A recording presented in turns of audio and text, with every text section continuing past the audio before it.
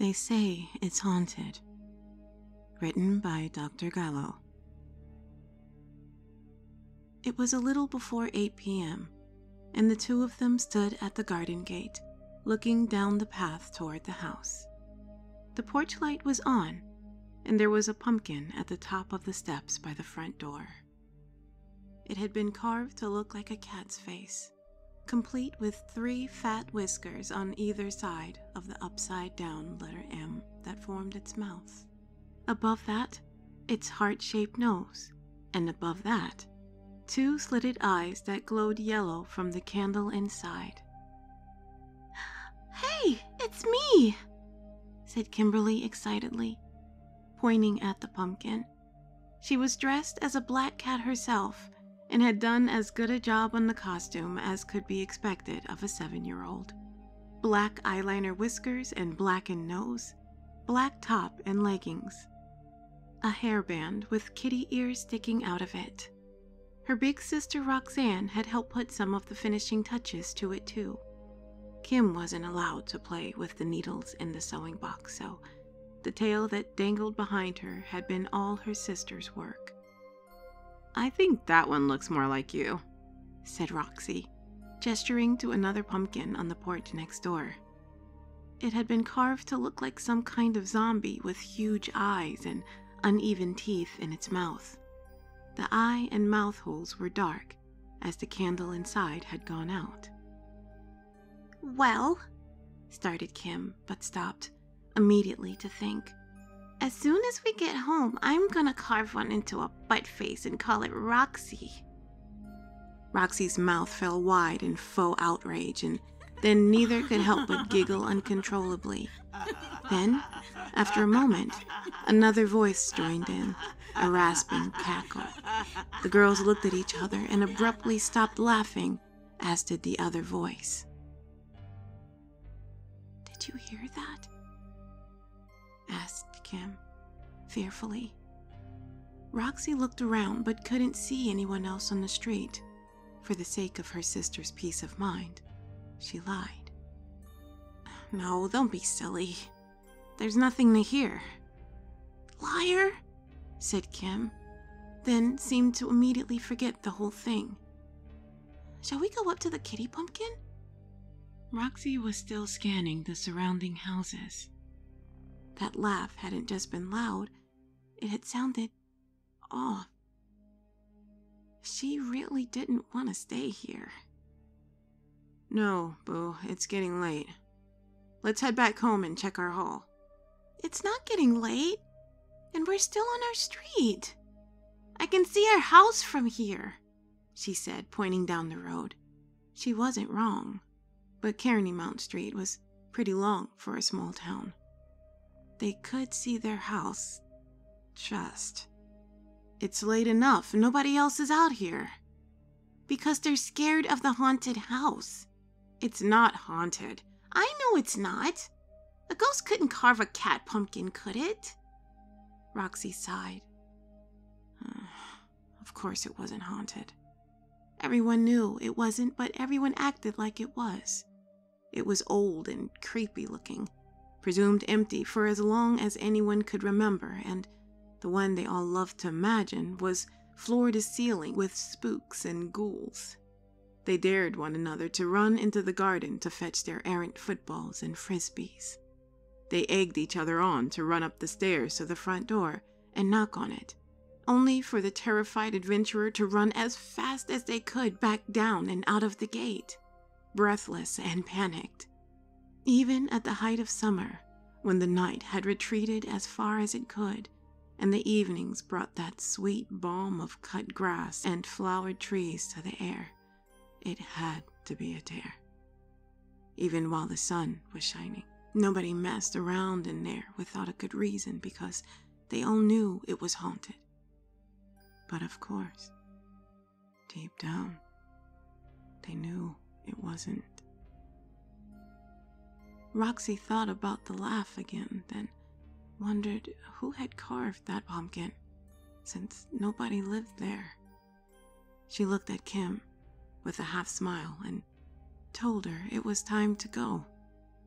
Her little sister looked down at the ground and held her hand up, resigned to be led away when there was a loud creak behind them. They turned, slowly, to look up at the now open door to the house. An old woman's head was craned around it, peering at them. She was smiling. "Won't you come on up, girls? Plenty of treats for you both." Her voice was croaky, and they realized it as the same one that had laughed along with them but moments before. She sounded a bit like their Aunt Bev, who Mom hated coming over because even though she went outside to smoke, she left the door open enough for it all to blow back in and stink up their hallway.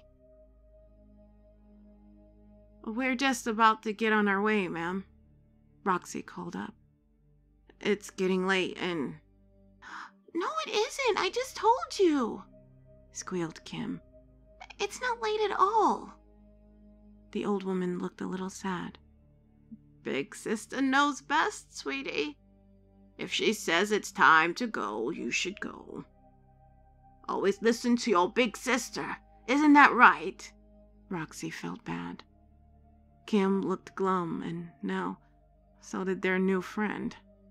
"I guess you haven't had many kids come around here tonight, huh?" she ventured, and the old woman shook her head sadly.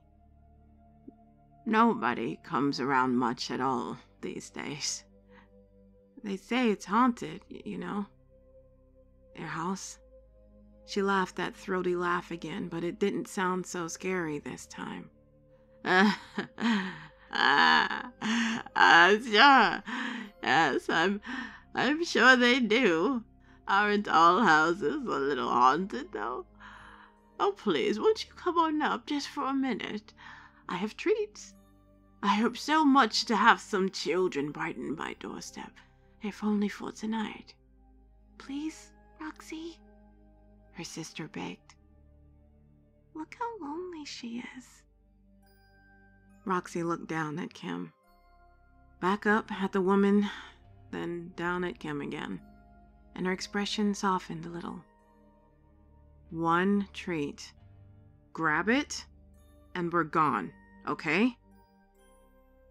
Kim nodded eagerly and started pulling Roxy toward the house. When they arrived at the top of the stairs, the woman asked them to hold on for a moment while she fetched a basket of candy before disappearing behind and closing the door. A couple of minutes later, it opened wide and she reappeared before them, holding the basket, made of wicker and full sweets, before her in one hand. Suddenly, the smell that emanated from the darkness behind the woman hit the girls with almost physical intensity. Roxy managed to keep her composure, but Kim coughed and put a hand over her mouth and nose. It smelled like someone had left a bowl of fruit so long that the apples had dried brown and the oranges were leaking and fuzzy with blue mold. "Sorry about that, honey," the woman said. "The house has been empty for so long, I'm still letting the air in. I thought mildew only grew in bathrooms." "You have a lovely home, ma'am," said Roxy.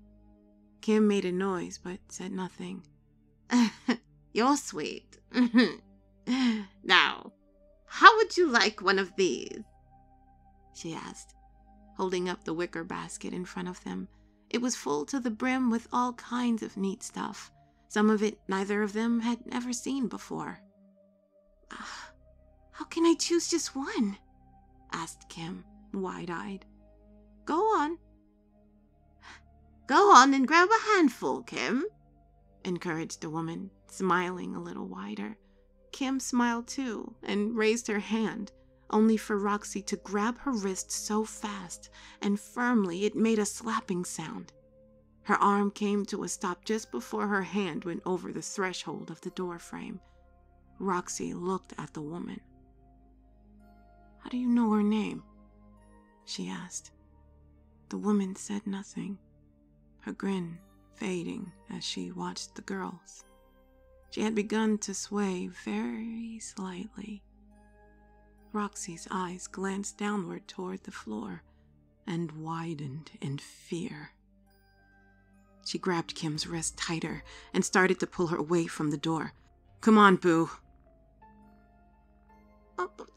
What's going on? Where are we going? Roxy just carried on backing away, and Kim, for all her words of protest, wasn't resisting. She knew something was wrong, too. She made it back to the gate, and the woman didn't follow. She didn't even move past the door frame. She just stood there holding the basket. She was grinning again now, but in a way that chilled Roxy to her bones. Her lips were drawn back to reveal her stained, yellowing teeth, but her burning eyes and furrowed brow betrayed the wickedness behind the smile. It wasn't just fake. It was a trap, and they'd nearly sprung it. Roxy heard Kim make a small, scared sound as they stumbled backwards and knew that she now understood. As they gripped each other's arms tightly, they turned and ran, leaving the house and the old woman behind them. When Roxy glanced back, the old woman was still there in the doorway, staring after them, and her feet were still not touching the floor beneath her.